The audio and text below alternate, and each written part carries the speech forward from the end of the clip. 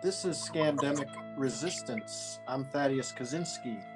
This is episode 3, Teaching as a Form of Resistance. In this episode, we will have a discussion between myself and a teacher of the liberal arts and literature who has kindly accepted my invitation to come on the program. How are you? Oh, I'm fine. Thank you. Thanks for having me. Sure. Well, we want to talk about resistance. Normally, this podcast has discussed political and intellectual, philosophical resistance in terms of exposing the deceits and lies and structures of power and propaganda and trying to deconstruct it and tell the truth as a means to combating and helping people because it is ultimately a war of ideas and even more a spiritual war. But in terms of the young people, and especially when one is a teacher at most institutions, one is not at liberty usually to talk about in a frank way the political situation. But there's a more important thing to teach, perhaps, is how a student can learn to assess and evaluate, and this requires the liberal arts, a sense of accurate understanding of history, human nature, principles of morality, psychology, critical thinking and logic, interpretive ability, what's called hermeneutics, and perhaps first and foremost, an understanding of what one doesn't know, combined with a healthy skepticism about the media and the authorities in terms of what they are saying and why they might be saying it. So all that combined requires a lot of teaching and good teaching and open students and good institutions. So let's talk about that issue of education as a form of resistance. So Yeah, I think maybe one thing to talk about is just where this fits within the larger scheme of things. Um, because I think a lot of us felt over the last few years this kind of totalitarianism, of course, has been growing over a number of decades. I mean, it's always sort of waxing and waning, but in the last couple of years, of course, it's been really intense. And should have been really obvious to a lot of people. And I think a lot of us were feeling like, what am I doing? What can I do? I'm not a Robert Kennedy. I'm not, one of these people who has a platform out there, Naomi Wolf or something like, somebody like that. So I think it's like maybe just to sort of place this within the whole area of resistance. Like, I mean, you've already talked about what the liberal arts can do, kind of overarching thing, but maybe just get into that a little bit more, like what what our experiences have been like, in this situation.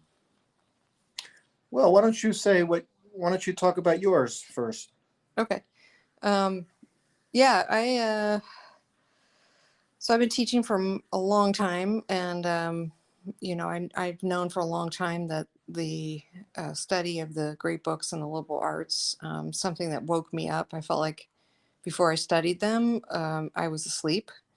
I really didn't know how to think. And I kind of have the shadowy memory of myself as, somebody in my 20s, teens and 20s, holding positions on things like abortion or, morality or politics, and just holding them because other people were holding them. And not even really having any reflective, I don't know, I just didn't feel like I was reflective at all. And so, I've just been teaching the liberal arts for a long time because it was something. It was a whole education that began to help me wake up. And so I wanted to share that.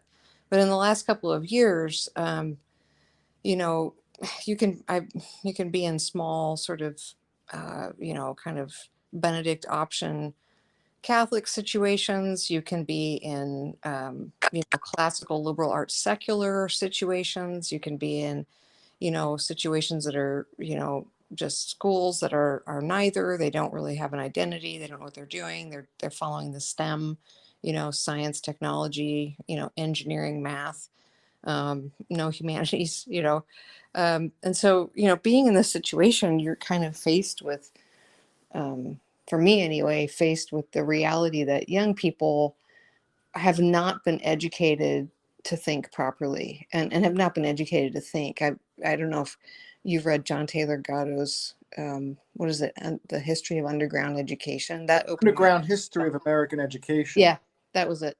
And that opened my eyes as well. But over the last 2 years, you start to see that everybody in my generation, in our 40s and 50s and 60s, have been educated to basically follow a factory model, follow the directions, follow the bells, and that kind of education has continued, not so much in liberal arts schools, but in most schools. That kind of indoctrination or formation has continued. And so what I realized over the last couple of years was what serious trouble we were in if we have a large amount of our population only knows how to follow, and not really think for themselves.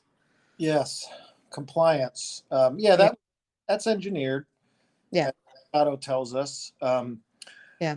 And it seems to me that the first step for anyone to begin the process of education is to have a moment, an existential crisis, where you recognize that your opinions that you have held, that you now hold, may not be true, and you may not even know that they're not true, and you don't recognize exactly how you even got to these opinions. You just hold them, Right. and That's it's where I was. yeah, it's basically Yeah. coming at it's looking at the shadows and Yeah. seeing shadows and realizing, wait a minute, I'm looking at shadows. And Plato, Mhm. we call this the red pill moment. Yeah. Everyone needs it. At some point, even young people will need to have that experience for them to be docile to a good teacher and to good literature and the classics and to the liberal education. Well, I mean, that's a hard moment. And I feel like, and I'm not sure exactly why this is. I mean, you see it in Socrates as well, when people just frankly get pissed off. I have more, when they have that moment, or they're sort of being pushed to the edge like that, right? Some people get really angry. I don't think I did. I mean, I've had moments over the years where I've had to sort of red pill or kind of question my own assumptions, and it's not comfortable. And I've had lots of moments of irritation and just kind of having to come to grips with that. But I feel like there's a lot of fear, much more fear out there, and I'm just interested in why some people get really angry. Some young people, but even older people, but some students get really, really angry. They don't get docile when. No, that's true. Um, but I think in terms of the culture at large, we have a therapeutic culture which conditions people to seek well-being and comfort as the primary desideratum of life. I mean, Yeah. what else is there to live for except a kind of bourgeois, comfortable, pleasurable sense of well-being? Um, when you've lost the drama of life and the responsibility of your eternal soul, when Hmm. that's not even a flicker of a thought in your mind because of liberalism and secularism, materialism, and the culture we're in, just Yeah. engineered to be this way. The truth is not important. It just isn't. Whether it even exists or not, there's a kind of background utilitarianism, therapeuticism, pragmatism, and I mean that's so powerful, Yeah. that if somebody has really embraced that, conditioned to embrace it and have embraced it and just sort of committed to it, then anything that threatens that, is going to be seen as an alien, hostile, influence that's evil. And of course, the greatest thing that could, you know, that could threaten the therapeuticism is the idea that there's something more important than your present, feeling, of well-being, of comfort, of security, of control. That's not the purpose of life. That kind of counterfeit, well-being and comfort and control. I mean, it is in a sense the purpose of life to attain peace. Okay, but peace of soul is different from this counterfeit. So that's Yeah. the big problem, is that, Yeah. you know. And I can attest to that. I mean, I work in an area in school, in an area where you have a lot of people who, I'm teaching young people who will, most of them, become part of the establishment, sort of part of the, I don't know if some of them the elite group, some of them, they're trying to go to Ivy Leagues and things like that. And Yeah, they're so, excellent sheep. yeah, they're excellent sheep. And a lot of them, not all of them, but a lot of them are. And one time I asked, I was asking them just, sort of, where do you see yourself and where would you like to see yourself in 20 years? And it was interesting because most of them said that they wanted to be basically at a level of income and prestige where they could come back and live where their parents, they're kind of trying to replicate what their parents have. So I think part of it's the therapeuticism and the comfort, but I think part of it is also that I don't know if it's a natural instinct or a good instinct or what it is, but they want to have what their parents have, and they want to be where their parents are. So they're afraid of, they call this, this area kind of this little bubble, and a lot of them are really afraid to lose that because it's all they know. Yes, I can attest to that, because one student I had, in class, I asked them a question. They had to write an essay on it. Is the unexamined life worth living? Socrates says the unexamined life is not worth living. Um, and so they read the apology, and they had to write their opinion on that. And I got a few who just sort of told me what they thought I wanted to hear. But one of the students, a girl, said that she had, once in her life, tried to examine things and find truth and live, independently and be her own person. And she says that as the result of that was such trauma and such, abuse and, peer pressure and just Yeah. awful kind of, social pressure, uh, that she just decided she was never going to do that again, and uh, Yeah. and that was it. She was simply going to be a sheep and do what everybody else thinks she should do, live up to the expectations of her peer group, of her social and political and economic class, and that's it. And Yeah. So of course she's not going to. I mean, that makes sense in a way because 10 to 1, she wasn't given the tools to do any examining. So yeah, if she doesn't have the tools and she doesn't even understand where to go with it, and she has no mentorship, no example to follow. She's oh, basically on a certain track. but It sounds like she was isolated. yeah, she had no encouragement either. Right, right, and no culture around her to help her do that. And I think, yeah, that's a huge problem. So what they're doing, a lot of these people, we look around and we think, why are all these people falling for this? It's so obvious that this is just this whole, it's just totalitarianism. Like, how are they not recognizing it? Well, I think it's this sort of kind of long standing pattern of, conformity and prestige. and scapegoating, basically. When anyone says the word conspiracy theory, I just want to lose my mind, because I just feel like that is just such a convenient um, you know, ostracization tool. And so I really don't allow that word in my class. But I think one of the things that about teaching and teaching the liberal arts, whether you're in a liberal arts institution or not, fundamentally, I don't know if you would agree with this, but fundamentally, I think the three arts at the base of the liberal arts, the three tool subjects, as Father Benedict Ashley calls them, the three tool subjects, or there's more than that, but the basic three are, grammar, logic, and rhetoric. And I think at the heart of it is logic. And I just feel like if they have a culture where that's valued and emphasized, and their own formation in thinking skills is emphasized, I think that's huge. Like, I don't know. I'm not in a situation where I can say a lot in terms of where I'm coming from politically, or where I'm coming from in terms of, mandates or what's actually going on. I'm just not. I'll lose my job. But so I have to be really careful. But I do try to give them the tools to think for themselves. And I don't know, is that risky, for these kids without the other stuff?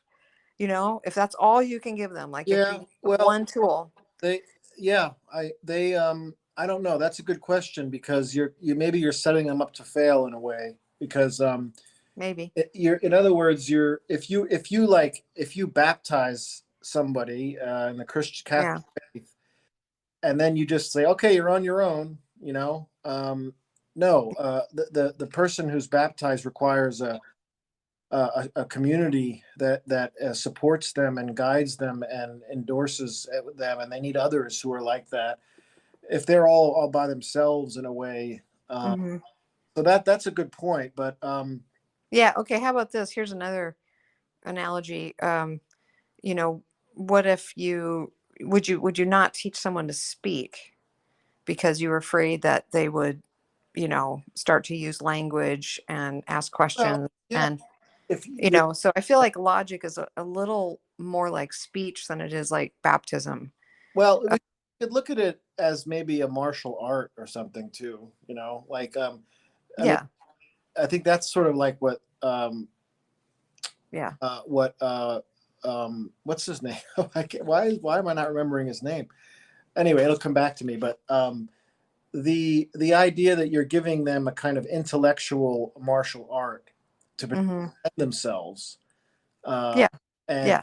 to be able to have a kind of self-sufficiency and agency, so that they're not manipulated, right? So, I mean, the main thing, I think kids do not want to be manipulated, Yeah. um, and logic is a tool that can help you recognize when that's happening. The Because manipulation is the abuse of language, when Hmm.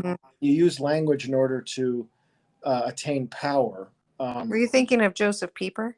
yeah, uh, Okay. abuse of language, abuse of power. Hmm. Yep, you got that name drop there. Very good. Oh Um, yeah. No, I know. but you know, Eh, uh, he's great. yeah, the abuse of language is to use it to gain power over others to serve yourself, whereas Right. true use of language is to communicate Yeah. reality, to help others to participate more deeply and accurately and in reality through the medium of your words. You're shepherding the other into reality. You're shepherding yourself into reality with good language. Yeah, exactly. And like, but point taken that like Socrates in the rhetoric, and Gorgias, talks about the teacher of rhetoric having responsibility for the students. Gorgias thinks that he doesn't have any responsibility. He's just teaching them a skill. He's teaching them a tool, power, and he's not responsible for what they do with it. But same thing goes with the teaching of logic. Do I have no responsibility? I don't think so. I have responsibility for them, and that's the difficult thing, is because in some ways, a lot of us teachers are, I'm sure you're included in this, a lot of us teachers are in some ways kind of gagged for a long time. Like if you're in the public school or a secular liberal arts school, you can't speak about the faith or you can't speak about the truth. So how are you supposed to, how's that supposed to work? If you're in a wealthy, school that is religious, and they're sold into the narrative of what's going on, and they're either not aware or they're bought into it. You can't talk about those kinds of things. You can't. I don't know. It's very difficult because I think I do have responsibility, but I also have to, take care of myself and my family. You know, so I Yeah. have to walk this tightrope Well, all the time. that's the truth. With I mean, everybody is in a certain particular situation with liabilities and Yeah. exigent and dangers and prudential decisions have to be made in terms of your personal good, your family's good, the good of your workplace, the truth, Yeah. different loyalties, and you know constituencies, you might say, that you are serving. And Right. um, if you're a member of a church, the Catholic Church, for instance, you have that as your ultimate loyalty. And Hmm. so, yeah, I mean, it's difficult. But I think that one of the main problems is, and I've written about this on a Substack, is the easiness, the facility with which people are putting something else above just being truthful and being Yeah. and standing for truth. You don't have to go out of your way, Hmm. cast your pearls before swine, and give to dogs what is holy. In other Yeah. words, you don't have to be reckless in the truth that you tell, but you can't. There's some things you simply can't compromise on, Yeah. um, and it doesn't matter what the consequences are if you don't compromise. It's simply Right. you mustn't, and Yeah. and I Yeah. think I won't. that's law. That's been Yeah. law. I mean, I have students because I teach a logic class and because I encourage them to, dig in. I encourage them to start digging in and trying to tackle things that are more sensitive. I'm there to sort of help them when they're doing dialectic. I'm there to sort of referee or help them sort of get out of tangles with themselves or with each other, and I'm trying to help them do that logically.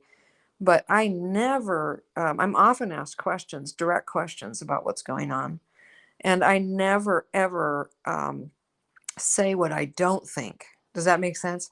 Like Yeah. if somebody says, "Hey, do you like the mask mandate?" And I just kind of say, let's think about that, and I turn that back into a sort of a logical discussion.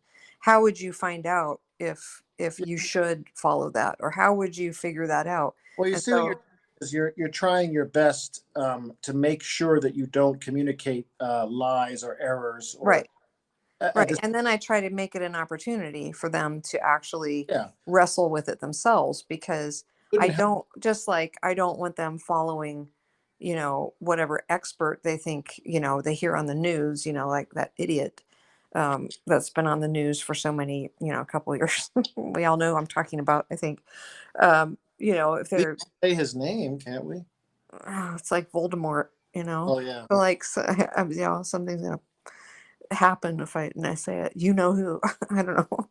No, Fauci, like if someone like that or these other idiots, if they start talking about like, oh yeah, I'm going to listen to this or that, I want them to be able to, on their own, to be able to start tackling that.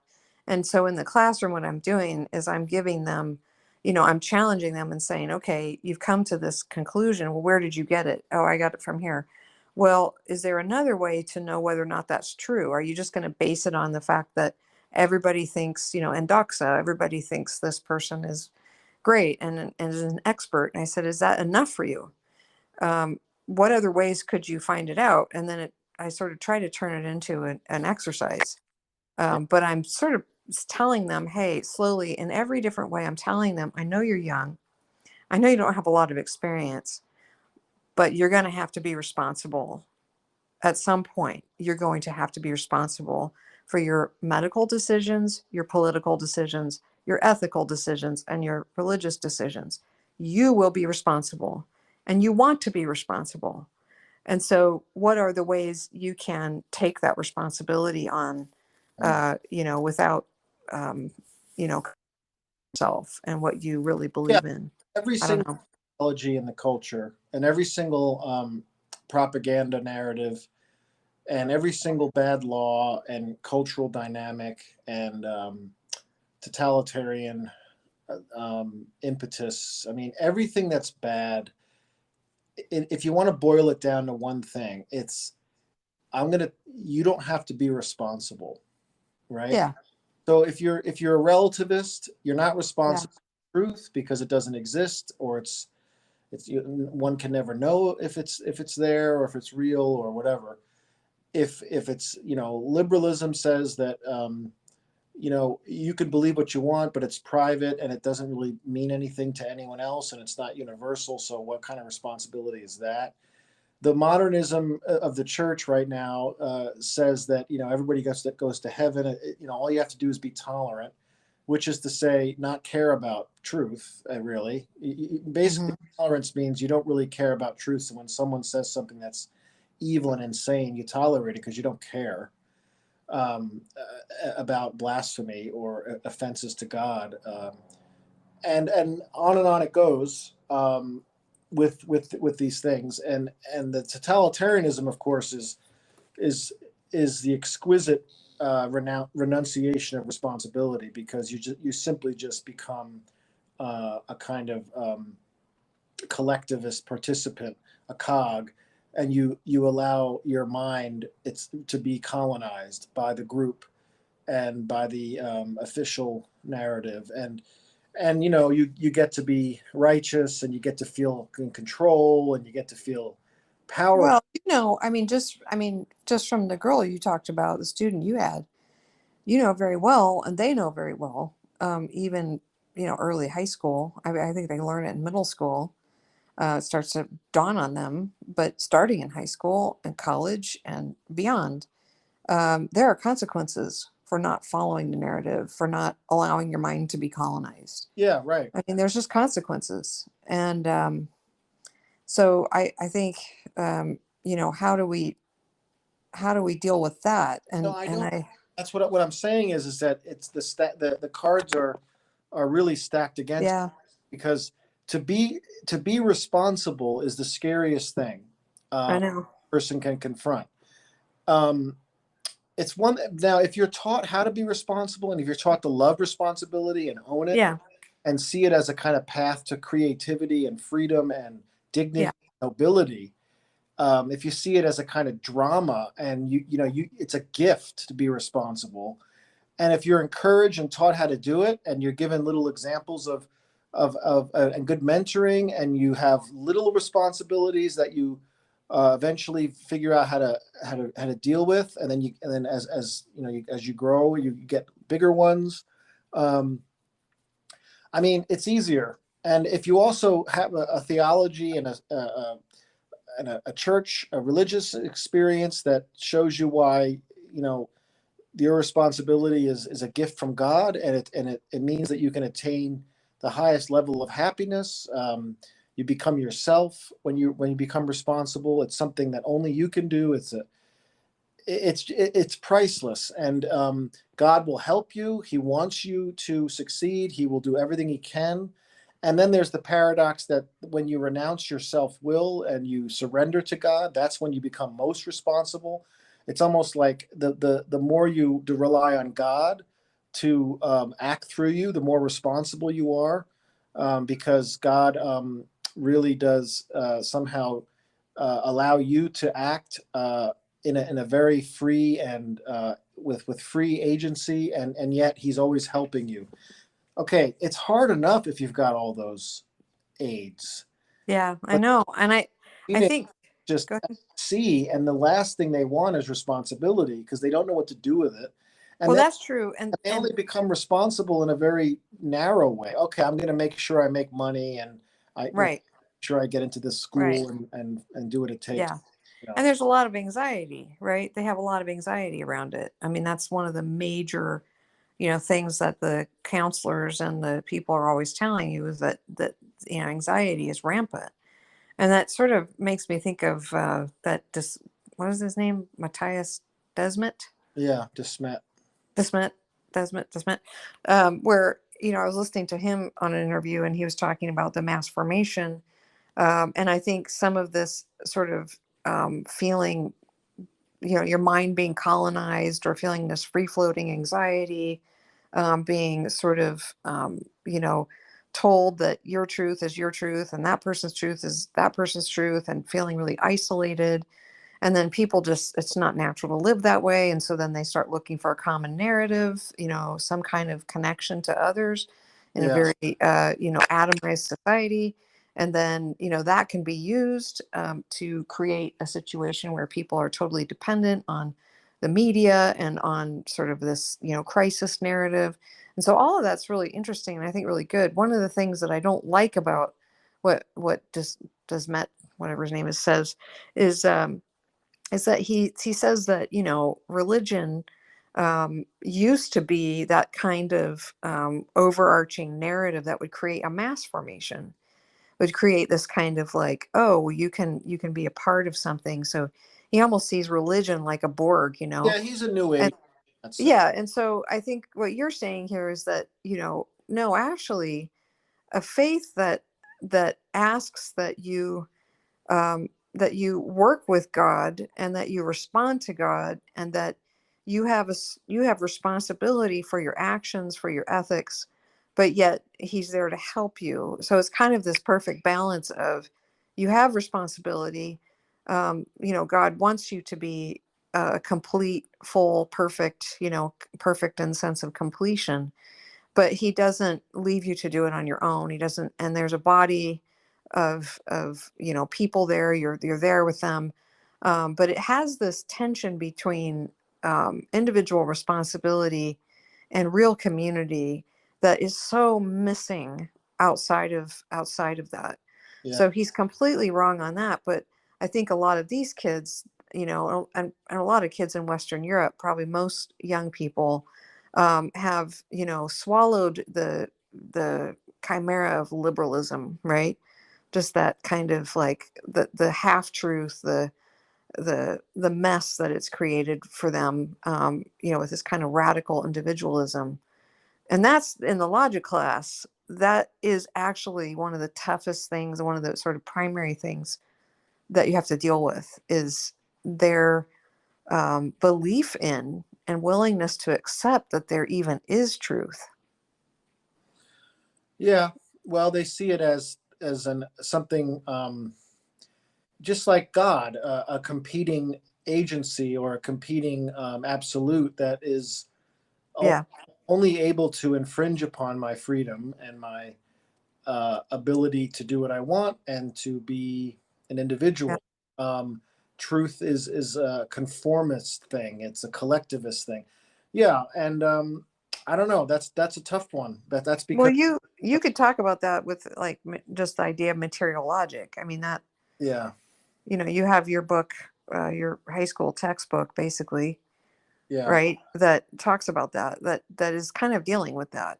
Um, yeah. most logic courses actually, don't do a lot with material logic. They start more or less with formal logic and jump right in Well, to, yeah, you know, yeah. Formal logic is more or less hypothetical. It's computer logic. If X, then Y. Uh, right. but how do you get to that statement of the first premise? Okay, so once you have a premise set down, a claim, you could find out what logically follows, what can't logically follow from that, Right. and you could understand validity in terms of if you lay down something, what are all the implications, and that's important. But the question is, how do you assess the first principle of an argument? How do you get it? Yeah. What is what's going on when you make a claim?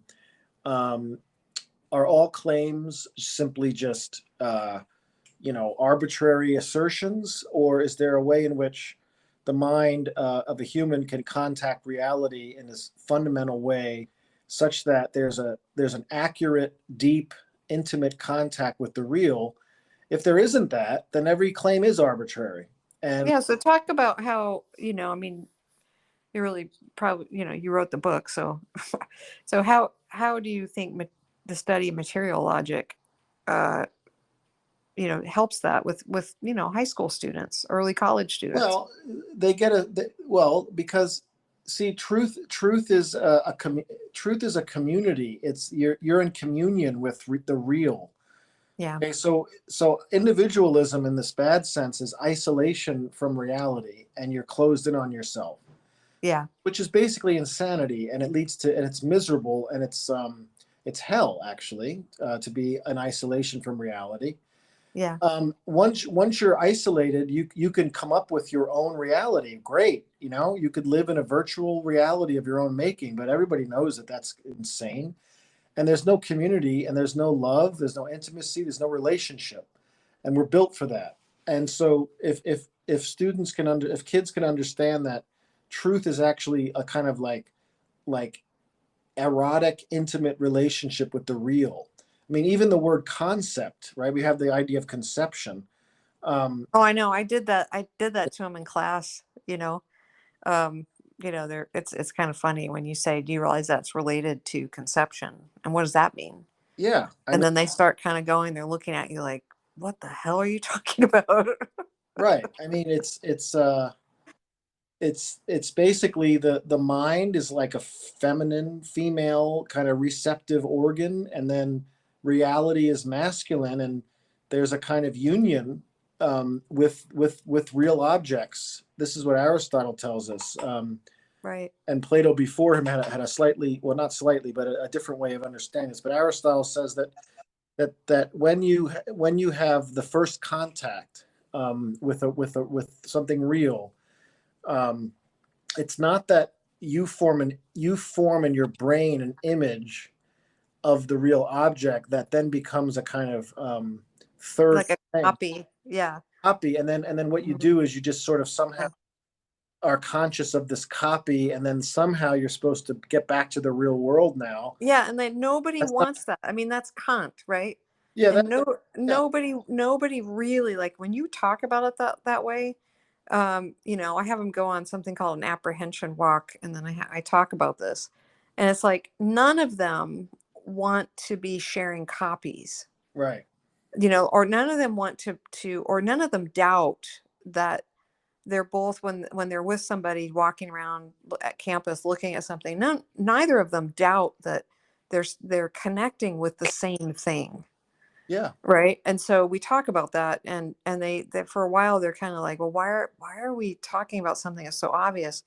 And I explain, that this is fundamental. There are philosophers who in the past have doubted this or have called this into question. It's caused all kinds of problems. But this connection, I mean, you're talking about, in a sense, a joining, or a union with the essential form of the thing, of the object, right? you are it. You become it in Yeah. um, you become it mentally. So Yeah. so it's it's that so that a concept is, so you have something out there, a tree, a horse, a person. Obviously you're not literally materially in union with that. That's sexual union. But Yeah. in terms of knowing, there's certainly going to be the mind, and there's going to be something in the mind, Yeah. here, that is allowing for a kind of, contact. Now, it all depends on how you understand that mediator. The medium, right, is not what you are encountering or knowing. A medium is that by which or through which something, outside of you and you join. So Hmm. when you're seeing a tree, the medium is air and light, but you're not seeing the air or light. You're seeing through the air and light. But if it wasn't for the air or the light, you wouldn't be able to see the tree. It's So you're saying, like, even like the senses are in a way a kind of medium. well, the senses. You're not Yeah. sensing senses. Yeah. You're sensing the object through the sense. The sense is, di- Yeah. Okay. it goes away. It's like a catalyst in a chemical reaction. is not one of the elements of the reaction, right? It's simply Right. that which permits the reaction. So the concept of a universal reality, a nature of something, that concept is not what you know. It's that by which you know. It's the Hmm. by which. It's that by which you know the reality. Uh, Hmm. Concept is a kind of empty vessel, which brings it brings you and the object together, and Hmm. it doesn't get in the way. Right. In Catholic terms, it's similar to Mary, right? When you pray to Mary and say the Rosary, she simply brings you to God. That's what Mary is. That's who she is. She's the mediator. She doesn't get in the way. Hmm. So a concept is like what do you call like a matchmaker or Yeah. a catalyst, a medium. It's a tool, but the concept itself is in the mind, and yet mysteriously it's by that concept that you and the tree and you and the person and you and the transcendental of goodness or whatever it is, beauty, actually come into intimate contact. And I mean, you could deny this and say that it's a copy that you know, or it's some kind of evolution, Right. um, you know, Right. interpretation of things, and you never get to the real thing. But I mean, it goes against our intuition. It goes against our aspirations to say that there's always going to be this kind of wall between each individual and reality. Um, Yeah. it, And none of them, like, it's really interesting because I don't often get, I don't know, I can't remember anybody who's really pushed back on this, because I think that it gets down to that very basic desire, human desire to join with what is real. well, but the only reason you'd want to deny this, don't you? You know what it is? It's So because you can have your way. yes, because if you're isolated and you have these ideas, you could control them and you could manipulate them and you can Yeah. manipulate the world. So what you do is Yeah. you get control. Okay, you know what? I think That's what. this is why it's so essential to get to really be part of the why it's so essential that part of the resistance to all of this, the scandemic and the fake virtual reality that is just burgeoning out of control around us, is, you know, is just getting at kids, or I don't know if getting at is the right word, but just reaching kids before they have, sort of locked down and made that decision that no, reality's too uncomfortable and I can actually shut myself Right. off and do what I want. It's kind of, and I think a lot of adults, once they buy into that, once they buy into the idea that they can just decide, hey, I'm just going to, live within the concepts, the world of my own concepts, basically. And I can listen to you or not, or I can ostracize you or cancel you. I can ghost you, all of those terms, that so, and the virtual world and social media just has made this so much easier to do, so much easier to live this way. Right. And so there's so many adults.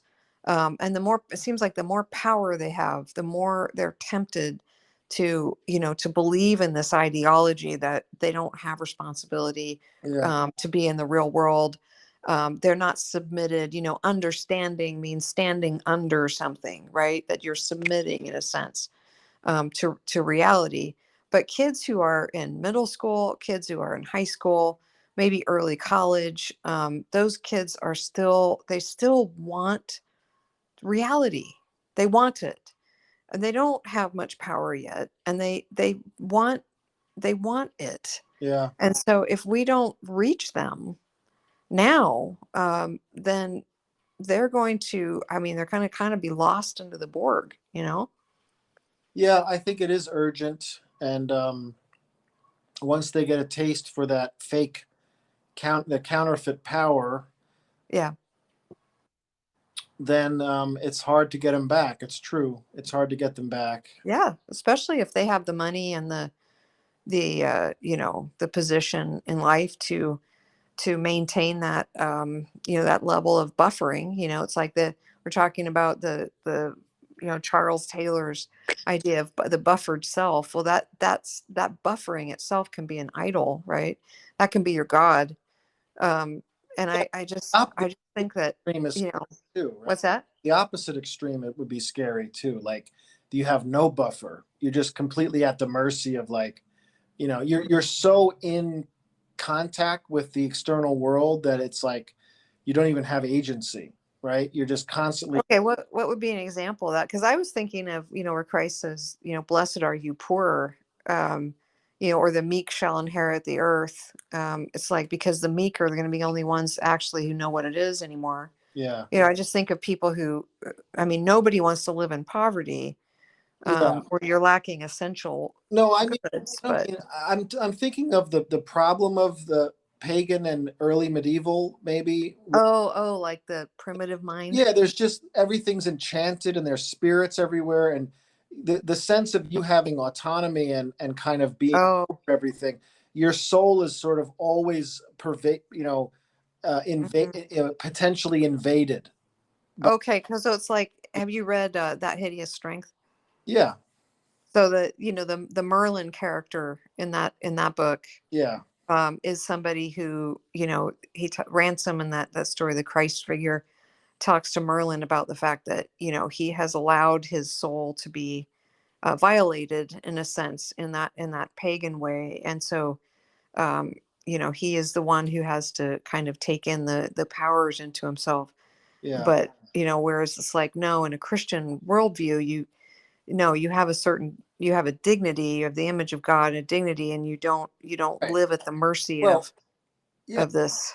we Yeah. we have the extremes happening at the same time, right? Because Oh yeah. and you have people, going into their little bubble chambers, echo chambers, and their virtual reality. They have complete control, and then they're completely subject to the collectivist propaganda.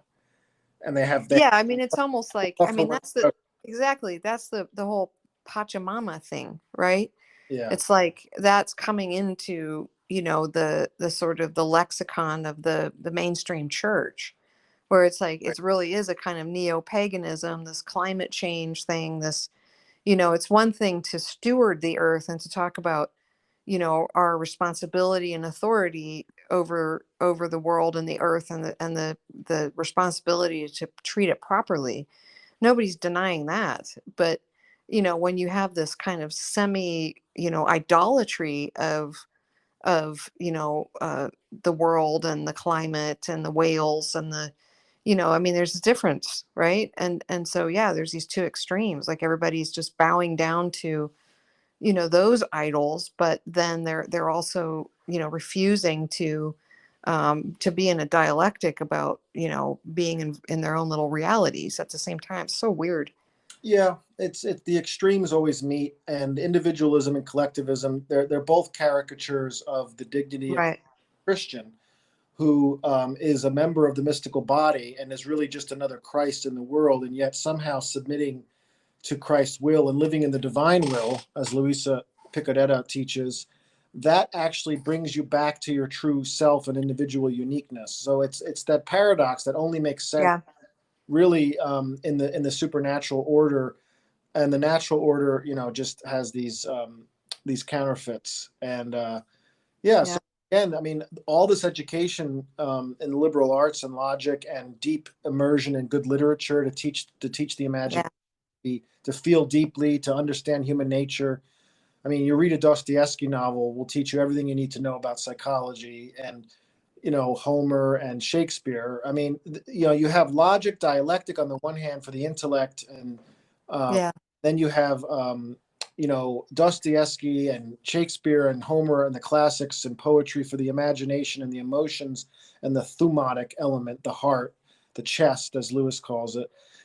And but all that is not going to really be integrated and work well unless you have the overarching theological truths, both natural and revealed, and that has to be taught well and in an orthodox way. But then that has But that has to be fecundated and confirmed by an experience of God in liturgy, good liturgy, and ecclesial community, and okay, but right, but all you're saying is true. I get it. But that makes me, in the situation that I'm in, makes me feel kind of hopeless, right? Because like there is no way that I mean, there are very few institutions, I would say, who have all of that. No, I I agree. mean, I think there are some probably out there, but then they have their own problems. There's always problems. But I guess what I'm doing, as a kind of form of resistance is just trying to do that. Okay, I'm gonna like strengthen your little wings here. Your ability for your mind to kind of, I guess all I'm thinking about is like, I just want to give them some very basic tools so that if they so desire and if they're called in some way that they will seek truth. Yeah. But I know very well that some of them can use this knowledge and these skills, and they can use them to, just do power plays on other people. There are students I have that I'm actually worried about.